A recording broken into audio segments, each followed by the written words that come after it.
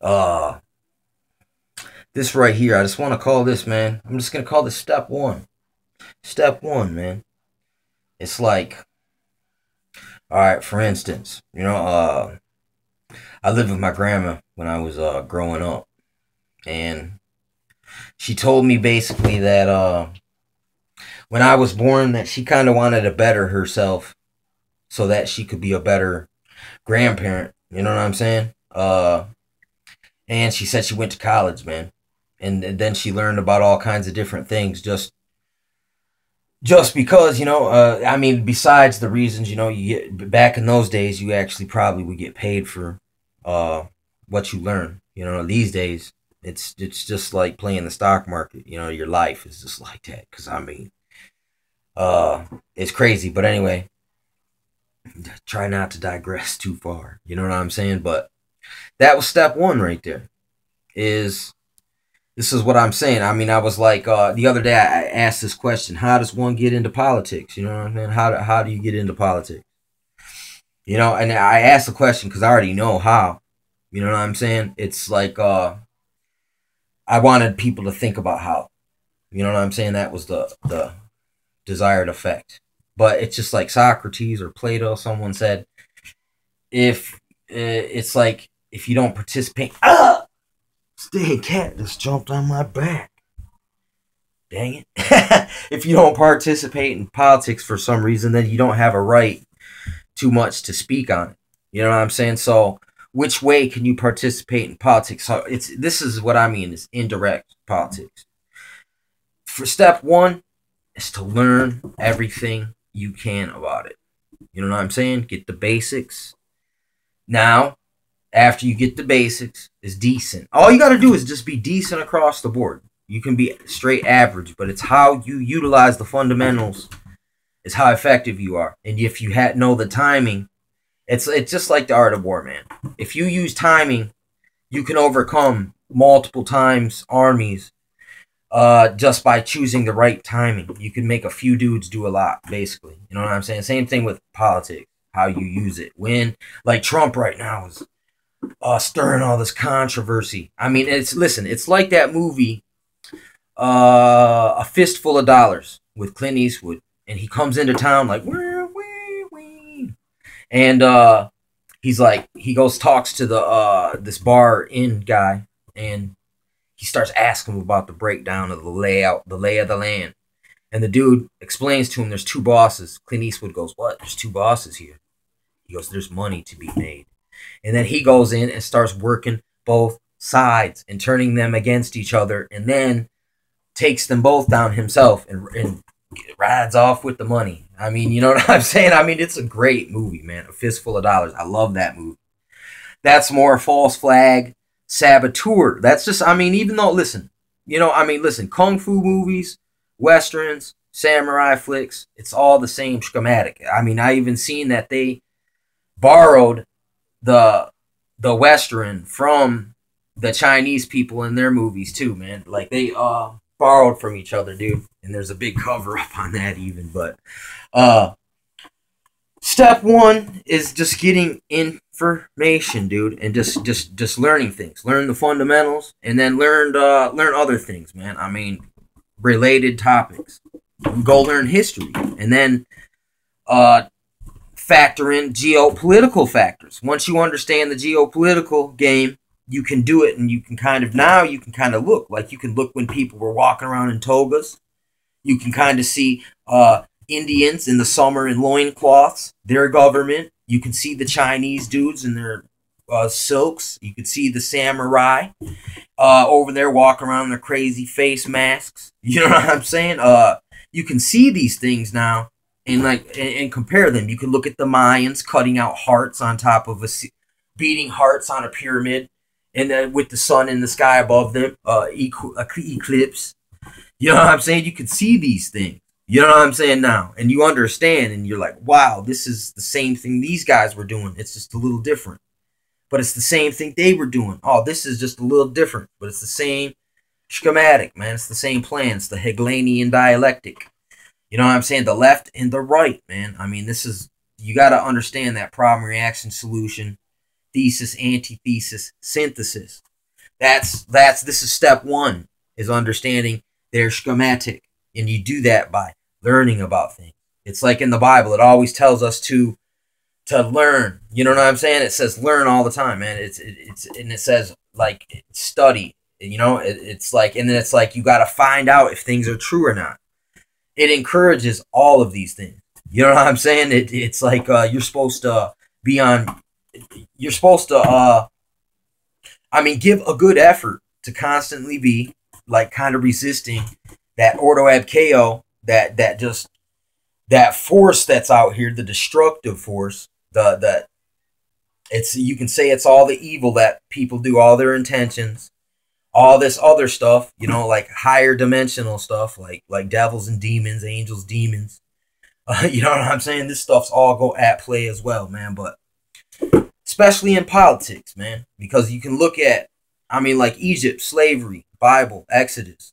That's politics. Jesus getting sacrificed by Romans from Jews because they operated under these weird laws and in these multi-cultures all together and their multi-laws. It's a deep legalese situation that got Jesus smoked, because it was legalese that got him.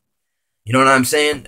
They found a loophole. You know what I'm saying? It's like, you know, that goes to show you again that you can't really put your faith in that. I think that's one of the reasons why Jesus, in the plan, in the scheme, he got murked by the system in a way too. For the sins of all anyway, though. And it also shows you, like, man, how do innocent people die the worst, man, by the system? Just like, look, a victim of circumstance. People exploited circumstance. And these are supposed to be your high righteous people of the time.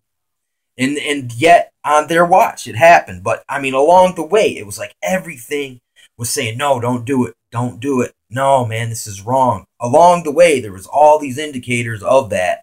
And they ignored it all the way. And they were like, yeah, kill him. We don't care.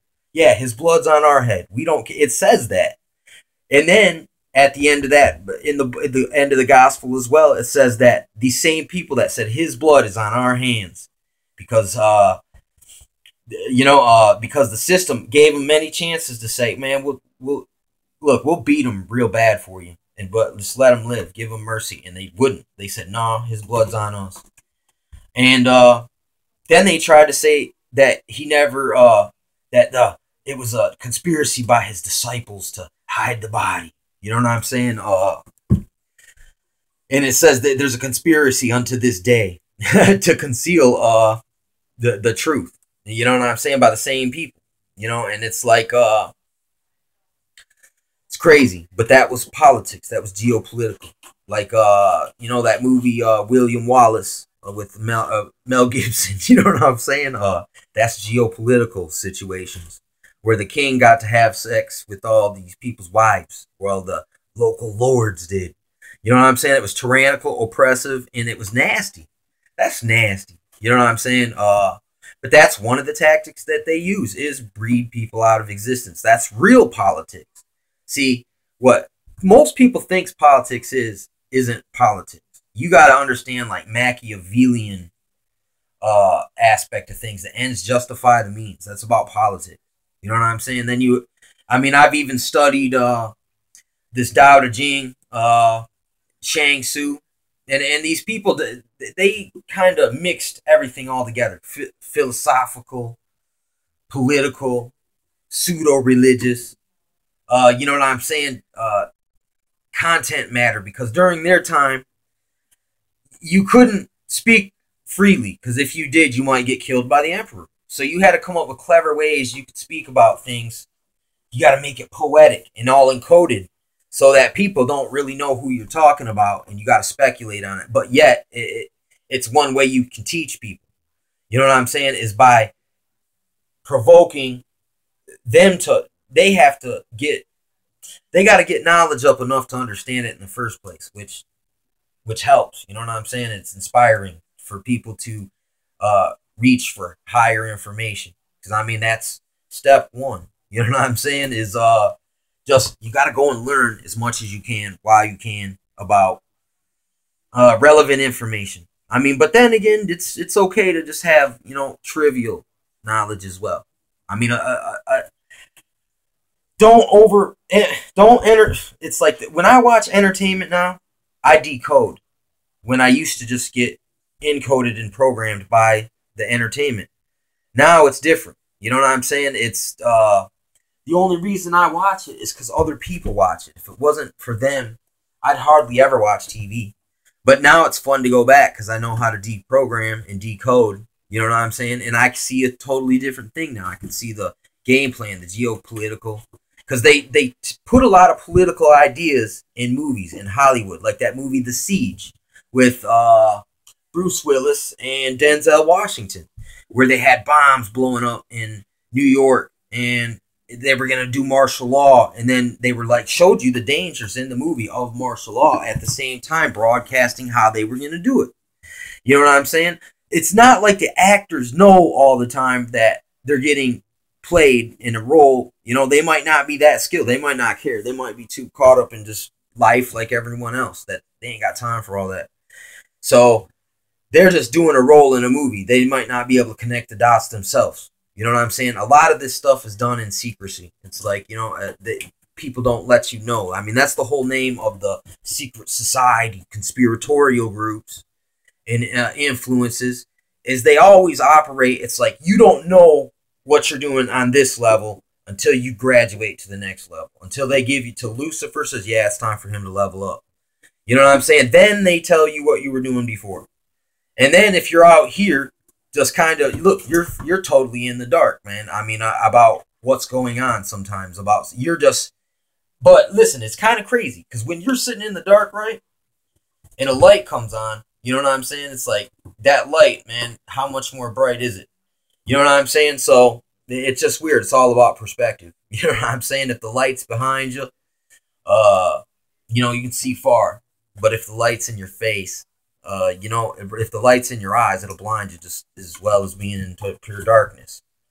You know, and then a lot of the times, man, these things operate off straight up like subterfuge and subtlety.